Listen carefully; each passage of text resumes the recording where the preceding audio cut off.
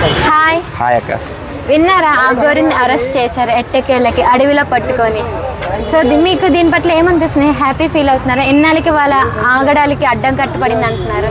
Happiness అంటే హిందూ ధర్మానికి ఒక ధర్మం ఉంది, కొంచెం వాల్యూ ఉంది. ఇలాంటి రోజులు బయటకు వచ్చే దాని ఒక వాల్యూని తీసేసి ఇంకోటి ఏంటంటే జనాలు కూడా లైట్ తీసుకున్నారు. ఇన్ని రోజులు వస్తున్నాడు, ఏదో హైలైట్ చేస్తున్నాడు, అక్కడిక్కడ పెట్రోల్ పోసుకుంటున్నాడు, తిరుగుతున్నాడు, హైలైట్ అవుతుంది, ఓకే డన్. మళ్ళీ ఏదో వ్యూస్ వస్తున్నాయి, లైక్స్ వస్తున్నాయి, అది అంతవరకే వెళ్తుంది. కాకపోతే ఆయన గట్టిగా స్ట్రిక్ట్గా ఏవైతే కెలకూడదో కొలిగాడు కొన్ని. ఎట్లా పడితే అట్లా టంగ్ స్లిప్ అవ్వకూడదు అనమాట.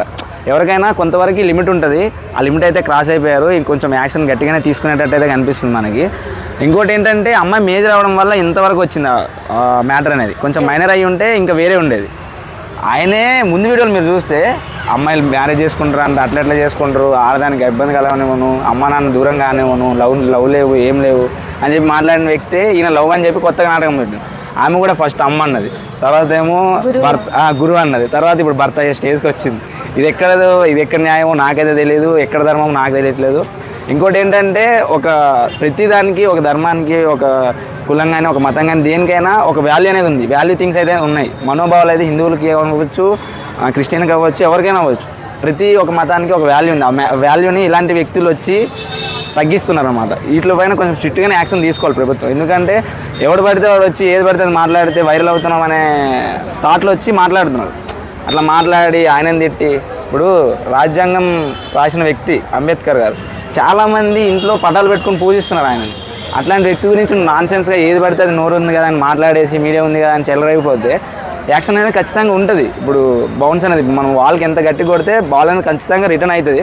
అది ఎప్పుడైతే రిటర్న్ వచ్చి తాకుతుంది అని చెప్పలేము. ఇప్పుడైతే యాక్షన్ అయితే గట్టి తీసుకుంటారు అనేది నేను ఎక్స్పెక్ట్ చేస్తున్నా. తీసుకోవాలి, ఇట్లాంటి పైన తీసుకుంటేనే జనాలు భయం కూడా పడతారు. లేదంటే రేపు నేను ఒక నలుగురు గురించి నచ్చినట్టు మాట్లాడతాను, నేను వైరల్ అవుతాను, తర్వాత ఈజీ అయిపోతుంది అనమాట జనాలకి. మన భారతదేశం భిన్నత్వంలో ఏకత్వం, స్వాతంత్రం ఇవ్వడం తప్పు చేసింది అనేటట్టు కొంచెం ఫీల్ అయ్యే వ్యక్తులు కూడా ఇట్లాంటి వాళ్ళు. ఏది పడితే అది మాట్లాడి, ఏది పడితే అది చేసి, ఒకరోజేమో పూజ చేస్తా అంటాడు, ఒకరోజేమో నేను అమ్మాయిలకు దూరంగా ఉంటా అంటాడు, ఒకరోజేమో మా ఇద్దరం కలిసే ఉంటున్నాం, సుఖజీవనం చేస్తామంటాడు. ఏంది అసలు ఆయనకి క్లారిటీ లేదు.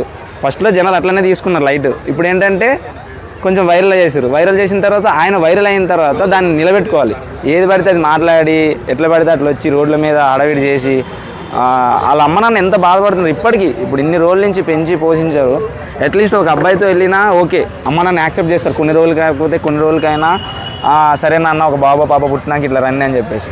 ఈమె ఏంటంటే ఈమె లైఫ్ ఈమె స్పాయిల్ చేసుకున్నట్టే కదా, ఇంకా లేదు ఇనఫ్. ఈమెతో ఇంకా వంశం ఉంటే అయిపోతుంది, ఇంక వదిలే వెళ్ళిపోతుంది వీళ్ళని. వీళ్ళ అమ్మ నాన్న ఎంత ఫీల్ అవుతారు మరి, వీళ్ళ అమ్మ నాన్న బాధ కూడా ఉంటుంది కదా. అవునవును. ఇప్పుడు అంటే వర్షిని పరిస్థితి ఇప్పుడు అఘోరి జైలుకి వెళ్ళడం ఖాయం అంటారు. వర్షిని పరిస్థితి ఏమైంది? వర్షిని పరిస్థితి అంటే ఆమె నిజంగా చెప్తున్నా, ఇప్పటికి కూడా అమ్మ నాన్న యాక్సెప్ట్ చేస్తారండి. ఇప్పుడు నేను ఉన్నా, ఎన్ని తప్పులు చేసినా అమ్మ నాన్నకి ఒక అబ్బాయిని ఒక కొడుకుని అంతే తప్పితే ఏం బయట వాళ్ళు కాము. ఇప్పటికైనా ఆమె కొంచెం రియలైజ్ అయ్యి కొంచెం మంచిగా ఆలోచించి వాళ్ళ అమ్మ నాన్న కోసం కొంచెం థింక్ చేసి, ఆమె షార్ట్ ఫిలిమ్స్ అవి కూడా అంటే రీసెంట్గా వచ్చాయి, వైరల్ అయ్యాయి. అందులో కూడా బాగానే ఉన్నారు కదా, బాగానే చేశారు కదా. మీ ప్రొఫెషనల్గా మీరు కొంచెం ఎదగొచ్చు, మంచిగా లైఫ్ ఉంటుంది. ఎందుకు ఇట్లాంటి స్టెప్ తీసుకున్నా నాకు కూడా అర్థం కావట్లేదు. మీరే ఒకసారి ఆలోచించి కొంచెం మంచి స్టెప్ తీసుకోండి. ఆయనకే ఒకటి మైండ్ సెట్ క్లారిటీ లేదు. ఆయనతో పాటు మీరు వెళ్తే మీరు కూడా రేపు ఇబ్బంది పడతారు కదా. అందుకే కొంచెం మీరు టైం తీసుకున్నా పర్లేదు, 1-2 days మీరు రిలాక్స్గా ఆలోచించి మళ్ళీ మీ అమ్మ నాన్న దగ్గరికి వెళ్ళి నార్మల్ జీవితం మళ్ళీ మీరు స్టార్ట్ చేసుకోవచ్చు, తప్పేముంది. తనకి మళ్ళీ పెళ్ళి అయ్యిద్ది అంటారు అసలు ఇదంతా చూసి? ఎందుకండి, చేసుకునే వాళ్ళు చాలామంది ఉంటారు. అంటే పెళ్ళి అంటే డిపెండ్స్ ఆన్ ది అర్థం చేసుకునే పర్సన్స్ పైన ఉంటుంది. ఇప్పుడు ఎవరో ఒక పర్సన్ మళ్ళీ చూజ్ చేసుకొని కొంచెం మంచిగా మారి అంటే ఇప్పుడు ఆమె ఏం తప్పు చేయలేదు, ఏం చేయలేదు. ఒక పర్సన్ చూజ్ చేసుకుంది, ఆయన వల్ల కొంచెం స్ట్రగుల్ అయింది, ఇప్పుడు కూడా స్ట్రగుల్ అవుతూనే ఉంది. ఇన్ కేస్ ఎవరైనా మళ్ళీ అర్థం చేసుకొని తను తెలిసి తెలియని టైంలో చేసింది, ఇప్పుడు ఓకే అంత సెటరేట్ అయింది, నాకు తను నచ్చిందని చేసుకుంటే చేసుకోవచ్చు కదా. మ్యారేజ్ అయితే హ్యాపీయే కదా. అవును. అంటే అఘోరికి ఎలాంటి శిక్ష పడిద్ది అనుకుంటున్నారు మీరు? శిక్ష అంటే అండి, అట్లీస్ట్ అట్లాంటి వ్యక్తులని జైల్లో పెట్టినా మంచిదే. ఆయన కొట్టకర్లేదు, తిట్టకర్లేదు, ఉరిశిక్ష తీయక్కర్లేదు. నువ్వు జనాల్లో ఏది పడితే అది మాట్లాడే హక్కు కొంచెం తగ్గిస్తే ఆయన కొన్ని రోజులు కామ్ అవుతాడు. ఓ ఇది తప్పు. ఇప్పుడు ఒకవేళ ఏంటంటే కొన్ని రోజులు అయిన తర్వాత మనిషి ఫ్రీడమ్ ఎక్కువ అయిపోయే కొద్ది అది సెన్స్ ఆఫ్ హ్యూమర్ అంటే ఏదంటే అది కోల్పోతాడు అనమాట. ఏది పడితే అది వచ్చి మాట్లాడతాడు. అవుట్ సైడ్ చూడొచ్చు మీరు అఘోరలు, వాళ్ళకి నచ్చినట్టు బతుకుతారు అనమాట. అదే లైఫ్ స్టైల్లో నార్మల్ దగ్గరకు వచ్చి నువ్వు చేస్తే అంటే అది కుదరదు. ఇప్పుడు అఘోరీలు ఉంటారు, వాళ్ళ బట్టలు ఉండవు, ఏముండవు. వాళ్ళు ఏంటంటే దేవుడిని పూజిస్తారు. ఏదైనా ఉంటే దొరికిన కాయ, పండు, లేకపోతే నాన్ వెజ్ ఏది దొరికితే అది తింటారు. వాళ్ళ లైఫ్ స్టైల్ అంతే.